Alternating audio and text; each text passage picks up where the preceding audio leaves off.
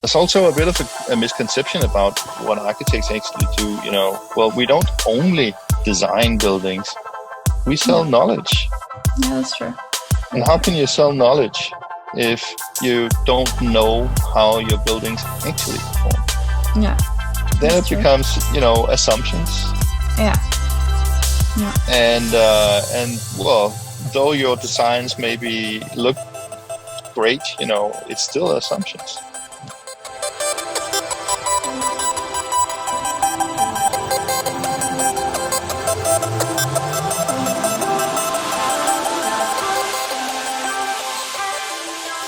Hi guys, welcome back for another episode of the IBD Hub. Today we're going to talk about how to create value through architecture, and our guest will be Peter Andreas Sattrup, Senior Advisor of the Danish Association of Architectural Firms. Before we get into the episode, I just wanted to make another small and shorter introduction than last week. But yeah, I just wanted to update you a little bit on the situation. So from what I've heard from some architecture companies, a lot of you have decided to keep the teams at home and just use the office as a meeting space, which I think is absolutely amazing decision. And that is going to teach us how to reevaluate our workspace, which is great. But I also know that for some of you, it has been difficult, especially the ones that have kids at home or people that are people's people and that are usually used to have people around them. It can be really difficult, and I hope that you will find the right balance with time. Today, it's for me the first face-to-face meeting I'm gonna have since February, so I'm like extremely excited about it. Of course, we're gonna be safe, but it's just nice to have a discussion with professionals face to face as opposed to always with Zoom. So I'm looking forward to that. So yes, let's carry on and let's stay strong throughout this period. The other thing that I wanted to mention is that, of course, we still stand behind Black Lives Matter. And we're still encouraging the listeners to donate. I will put the link for donations in the podcast description, so please go ahead. Any little amount helps, so please try to contribute if you can. And then the other thing that I wanted to tell you about is that I'm really trying to get to people to talk to you about architecture and urbanization and how this has created the segregation of minorities in cities. So bear with me. The two guests are very hard to get on the podcast, so it will happen, but just bear with me a little bit more, also because it's a touchy subject currently. But we're really working on this episode carefully. And finally, the last thing that I wanted to mention is that we really want different kind of people to come on the podcast, especially women. And it's not that we didn't try to integrate women to the table, but it's just they're very hard to get, actually. We've been trying to get women on board for such a long time, you can't even imagine. So bear with us. We're going to try to diversify the people that come onto the podcast and also their background. So I'm looking forward to that. And then for the rest, we're going to move on to the episode.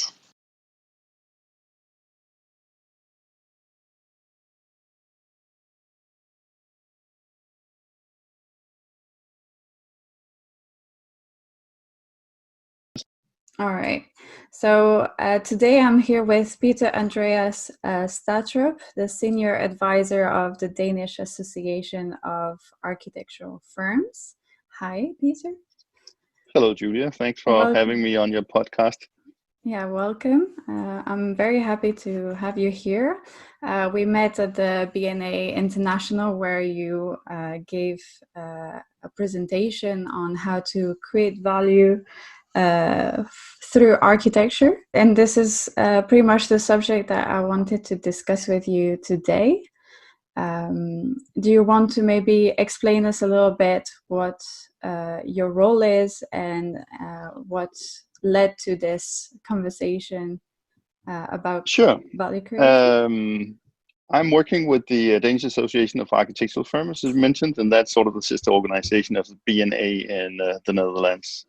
And we have 650 members. They are mostly very small practices, and then we have also the bigger architectural companies in Denmark as our members. And we take care of their political interests. We do business development consultancy for them, and we try to figure out, how can we improve the market conditions so that to improve the business conditions of architectural firms. So that's basically it. And my role is I'm in charge of sustainability, which we think of in terms of sustainability will simply be the common denominator for future jobs. It's about creating more value and reducing the use of resources or using resources wiser. So that's all related to sustainability. So we think of this as innovation and development, really. Yeah. And business development. And how did it all start? How did this whole conversation about value creation start? What was it goes back quite a long while. I've been practicing as an architect for 10 years in big offices, small offices. I worked in the UK. Most of my career was in Denmark. And then after 10 years, where I've had some projects that were commercial housing developments. Any architect will know how commercial housing developments usually start. There's a very fixed space for architectural design due to economic conditions, and you're also under quite a strict rule of economy, basically, from the part of the developer. And as I saw it, there was actually little room for architectural design apart from creating a good apartment solution and so on. Then I also had some great experiences doing retrofit, which was of a Danish modernist icon, the radio broadcasting headquarters in Denmark, which is one of the true iconic buildings of Danish modernist architecture. And what I figured out in that project was that since we had a program of improving the acoustics, this was supposed to be a music academy, we could simulate how the spaces that we designed actually shaped the acoustics, the sound, the experience, and so that, and we can model it, and we could actually describe this in numbers. We also, this was 10 years ago, or 15, it's almost 15 years ago. This was a BIM pilot project, and that meant that we could also quantify, every bit and piece that went into the project, so we could begin to have control of the economy of the project to a much higher degree of detail. So what I thought, what I got from that experience is that if you can actually model the performance in experiential terms, if you can model the performance in economic terms, then you have greater control as an architect. So that was the key insight. And then I applied for a PhD in sustainable design and got it. And I took this idea of modeling, in this instance, daylight energy. I took that idea further and developed a methodology and a way to actually create, numerical arguments to carry architectural ideas. So that once you model something and you can actually show that it works, how it functions, then it's much easier to convince your client that it's actually a really good idea that saves them money and improves the functionality and the experience of space. Sorry, carry on. Yeah, sure. please. No, I was just gonna say that the two things that I love the most about this project is first of all, you're kind of making architecture which is a subjective theme, more based on data, so you can evaluate it in a more rational way. So it's not just a subjective design, but it has data backed up, right? And the second thing that I liked about it was also by having people having feedback on their design, it also kind of shrinks the design process for the next project, right? Yes.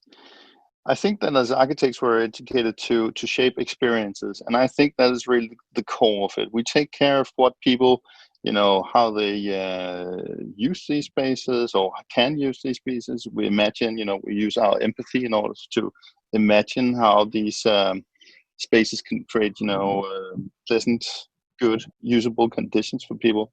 But we usually just stick with that, empathy and imagination, and we don't actually go out and examine how do the spaces actually work and how are they perceived by the users.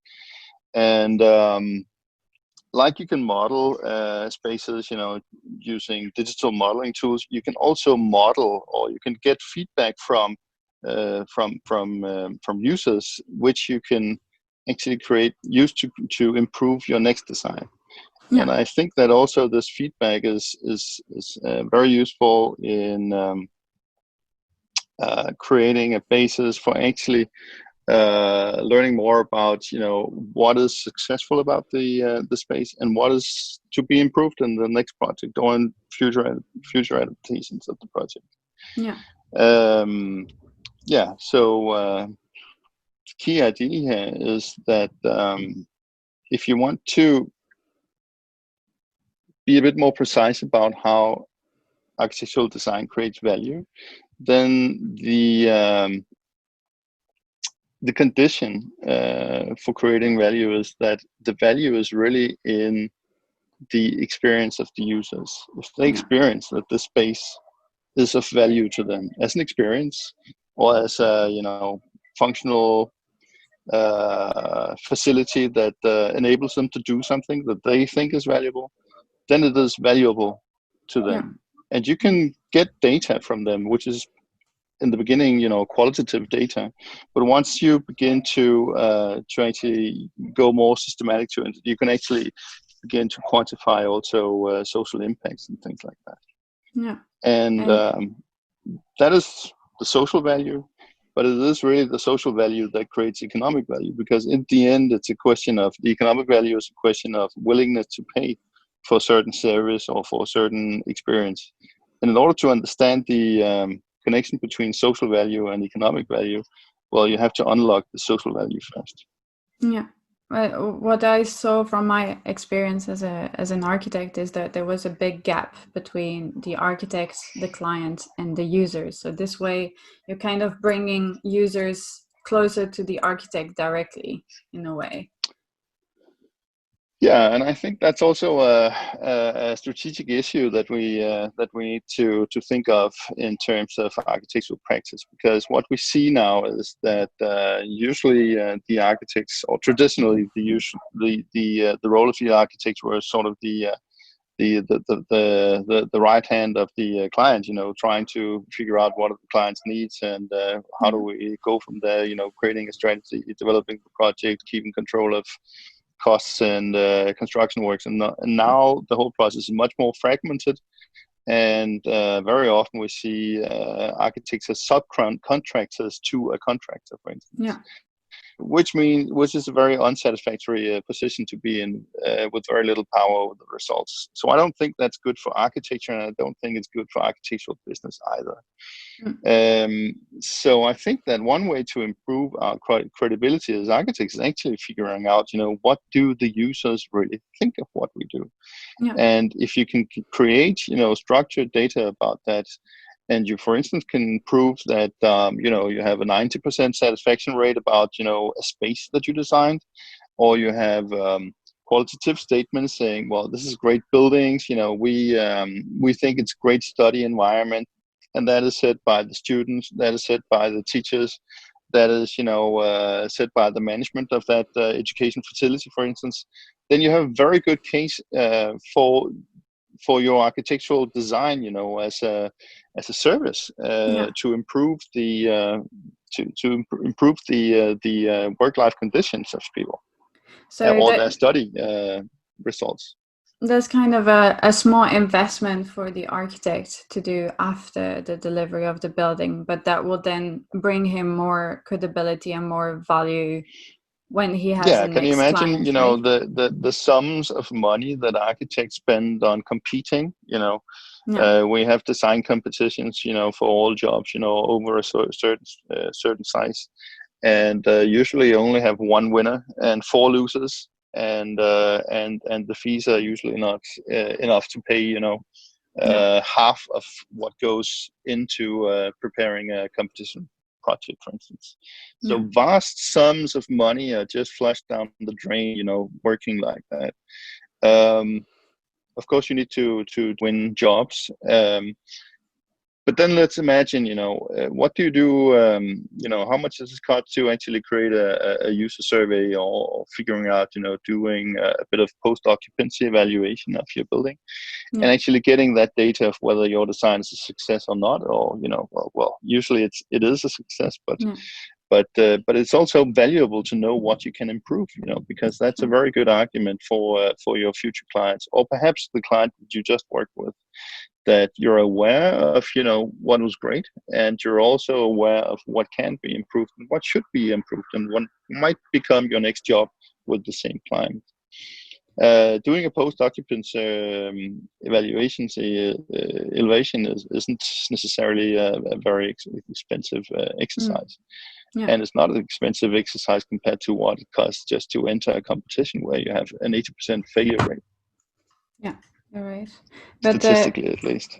What was the outcome of your research? How did people react to it?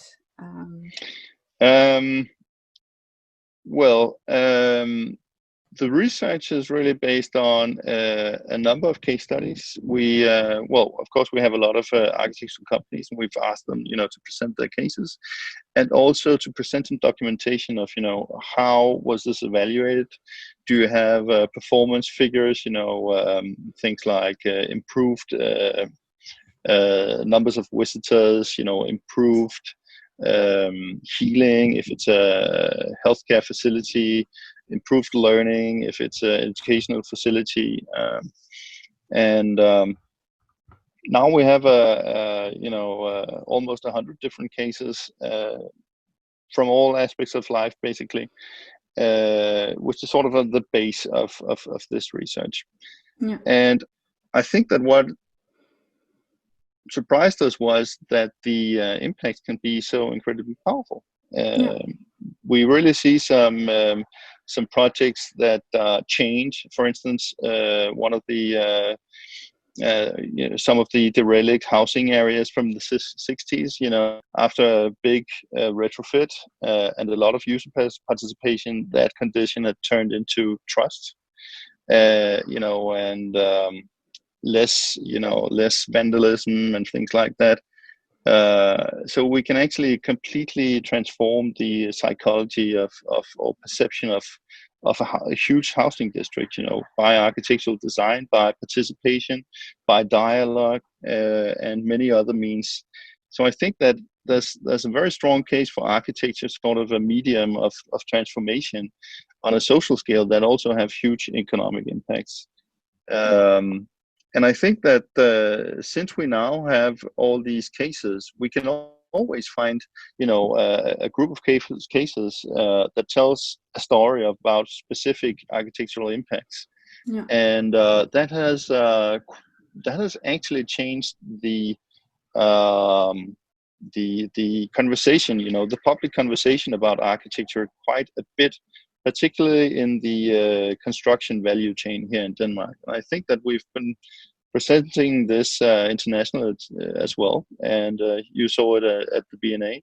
And I think it really strikes a note with people that have been thinking this was the case, but haven't had the proof and sort of the facts to support it. So I think it really resonates with a lot of people, particularly architects, but also clients. People begin to think, really, can that is that true? That's pretty amazing. What happened, to business moving into a new facility or a new school opening or things like that. Yeah, for sure. And then there is also like probably the realization behind it. In some cases, probably some architects found some flaws in their design that maybe they didn't expect. I know a lot of architects that have some design features that they repeat in many projects, but they never actually had. It was based on assumptions, let's say.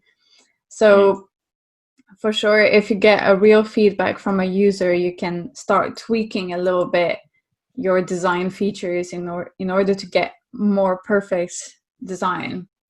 Some of the pioneers, art architects, in Aarhus, the second largest city in Denmark, they did anthropology evaluation of their designs, and they figure out that things that were underused or underdeveloped, and that they could then communicate that this we can to improve together, and sort of having that process actually also improved future or potential clients' perception of them as a business, because it inspires trust. If you actually have a process that says, well, we go back and we figure out how to improve conditions once they're in use, and we give you that feedback, and we do that systematically.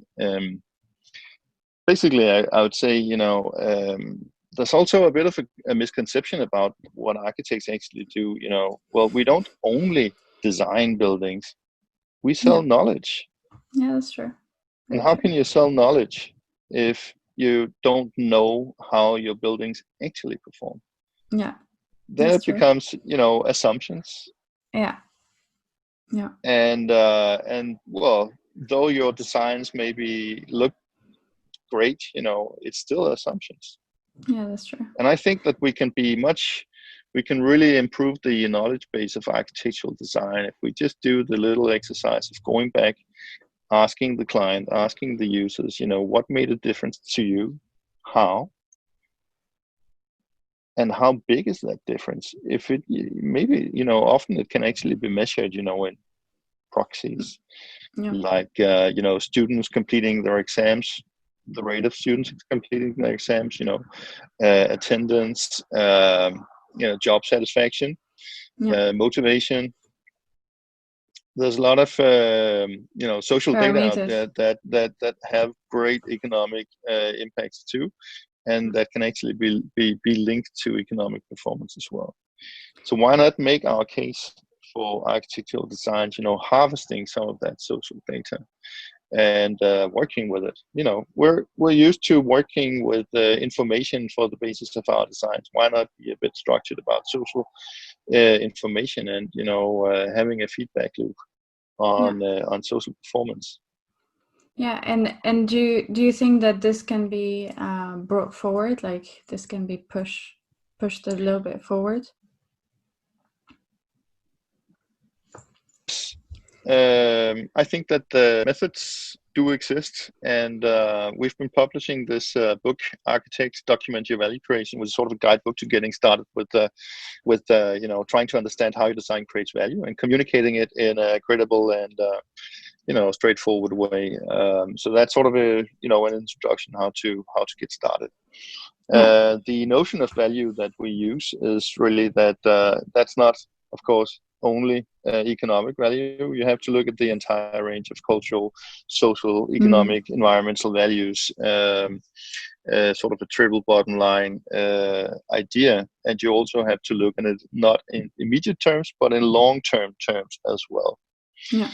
And that's because, it's bad architecture if it only works for the first generation. We have to have several generations on board in the ideas that we present. So that's the primary notion. If you're sort of going on a quest to uncover the social value, then you should use social science methods, which is not that difficult and actually have been integrated in architectural practice, by pioneers such as Jan Gehl, who has an urban design consultancy, livability consultancy in Copenhagen. I've been practicing everywhere in the world, for the last 4 decades or something like that. Well, what do? You go out, you interview people, you figure out, what happens inside their heads. What are they thinking? What do they like? What don't they like? This is all data, that is data about the site you're working on. It's data about your proposals, it's data on your build projects. How do they actually work? And you can do surveys, questionnaires, you can do observation studies, because obviously people are not always aware of what they think or what they do. So you have to employ, sort of a range of methods, but it's not rocket science. Yeah. You just have to go a bit system. You got, some indicators, and you have some quotes, data, people telling or saying things. That is data as well. It's not just numbers. Yeah. And all of that you can use to create, mind maps and a better, founded idea of what actually works and what solves, the problems that people actually want to have solved. Yeah. So that's the social aspect. If you look at the environmental value, then of course what we build is the human habitat. That is architecture. There's architecture everywhere around you. If we look at the environmental values, and I think that we need to talk about the environment in terms of value as well, quality and value, because the environment is basically that we shape, by architectural design, is actually the human habitat. And we can actually employ design principles that are pretty well established and that we know how work. There's actually a lot of research in architectural design and possible outcomes from that. But we can also begin to quantify environmental impacts, such as what is the outdoor environment going to be like? How many sunlight hours do we have in a space? What is the daylight conditions? What are the thermal conditions? And we shape that by architectural design. We can quantify that during environmental modeling and so on. So that's the landscape between architecture and engineering and so on. We can employ that for better decision making and also for describing with precision how the buildings we design and the spaces we design, the cities we design, how they actually perform environmentally. And then there's of course also the question of environmental impacts that we really need to look at. Of course, in terms of climate change, but also in terms of biodiversity loss. So we need to integrate life cycle assessments of environmental impacts in the way that we shape architectural design. So that's the environmental values and how we try to establish, that part of the triple bottom line model. The last is the economy, and of course, everybody, if you're an architect, you work within the constraints of economy. Every single decision you take is related to economy. Well, what we need to do is to shift that economy from the cost of construction to the costs of the entire life cycle of a building. And we also need to look at the potential of circular economy. And we need to find ways to model the business case for architectural design, and not just the business case for the client or the investor, but we also need to create a business case for society at a larger scale. We this is a rather ambitious idea, and it hasn't really been tested in that many projects. But we do have projects where attempts have been made to model and describe the societal value of a project or intervention at for instance at an urban scale. And we can see that in these cases where it's done, it can have huge social, environmental impacts and benefits that are far greater than the cost of actually construction. Yeah. And if we can make those cases, I think that we would definitely improve the case for architectural design as a service, not just to the client, but for society, and then address, with greater confidence, the need for greater architectural design, because basically, it's our living conditions that we shape. Yeah. Now we had on one of the episodes we had Superworld, which is a startup, and basically their model is to really provide a business case with a social and economical impact, more than just a design. So that's, it's always refreshing to see that people are starting to think in a different way than just purely design or purely engineering. But also the nice thing about your research is that architects can also exchange knowledge. So they're able to assess what has been done in different projects and learn from it. So you don't learn just from your own, but you have visibility over other feedback on other typologies as well. Sure, and I think that we have, in the Association of Danish Architectural Firms, we have facilitated knowledge sharing, and I think that it has been a great success because the practices actually learn a lot from each other, and that improves everybody's game, basically. Yeah, well, that's something so to I think achieve. That's pretty important. Yeah, that's something. Of course, you should also only share, what you think is good to share. Of course, a little bit of the tips and tricks, you keep for yourself, but you can definitely also help creating a market, because if you're the only one providing a service, then the market will be very small. But if you're a handful of people actually providing the same service, then it becomes a service also in the mind of clients. Yeah, you're really right. So it's also a question of actually creating a market for a particular, innovative service. Yeah. If you only keep it to yourself, maybe you will have a smaller market. But that's of course true. very, very individual, depending on what it is that you do. That's true. Well, thank you so much for coming onto the episode. I really loved our conversation, and I'm glad that we got all this knowledge out there today. Well, you're very welcome, and I'm really, just trying to improve the conditions for architects everywhere. So I think this seems to me to be a way forward. Yeah, thank you so much. You're welcome. Thank you so much, guys, for listening to another episode of the IBD Hub. I will put the link of how to create value through architecture in the bio of the episode, so please feel free to download it. And we will also publish it through LinkedIn so that all of you guys have access directly to it. Thank you so much for listening, and have a great week, and I'll see you next Monday.